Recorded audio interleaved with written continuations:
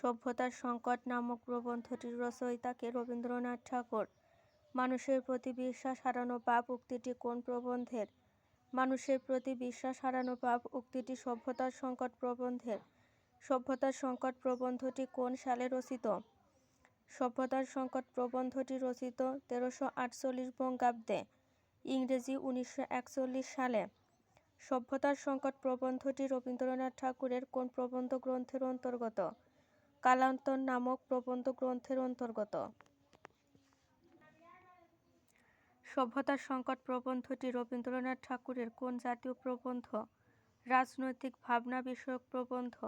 সভ্যতার সংকট নামক প্রবন্ধটির মূল কথা কি? লেখকের ইংরেজ সভ্যতার প্রতি বিশ্বাসভঙ্গ জনিত ক্ষত বিক্ষত হৃদয়ের মর্মবেদনা। এ প্রবন্ধটির পরতে পরতে কি ছড়িয়ে রয়েছে? লেখকের ক্ষত বিক্ষত হৃদয়ের মর্মবেদনা। সভ্যতার সংকট প্রবন্ধটির মতে আচারের ভিত্তি কি? আচারের ভিত্তি প্রথা, তার মধ্যে যত নিষ্ঠুরতা অবিচার থাকুক না কেন। কোন দেশ আধুনিক সভ্যতার সূতিকাগার হিসেবে বিবেচিত? ইংল্যান্ড। সভ্যতার সংকট প্রবন্ধটির মতে ইংরেজ আপনার বিশ্ব কর্তৃত্ব করে কিসের সাহায্যে? যন্ত্রশক্তির সাহায্যে। ইংরেজ জাতির ঔদার্যের প্রতি রবীন্দ্রনাথের বিশ্বাস ভেঙে গিয়েছিল কেন? নিষ্ঠুর আধিপত্যবাদ বিস্তারের কারণে।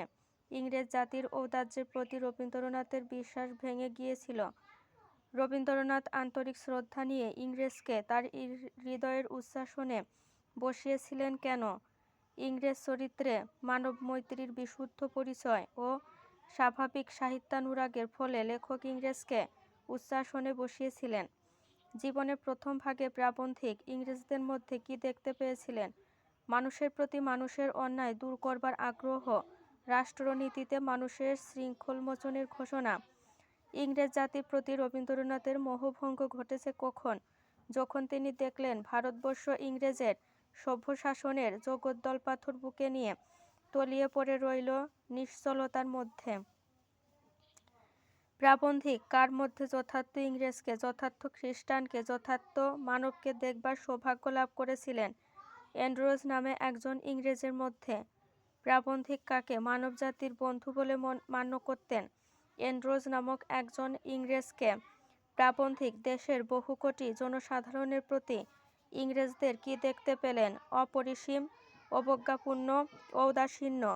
প্রাবন্ধিক বিশ্বাসভঙ্গের বেদনায় ক্ষতবিক্ষত হলেও কি আশাবাদ ব্যক্ত করেছিলেন? একদিন না একদিন ইংরেজকে এ ভারত সাম্রাজ্য ত্যাগ করে যেতে হবে। অল্প বয়সে কবি লন্ডনে গিয়ে জন ব্রাইটের বক্তৃতা থেকে কি শুনেছিলেন? শুনেছিলেন ইংরেজের চিরকালের বাণী।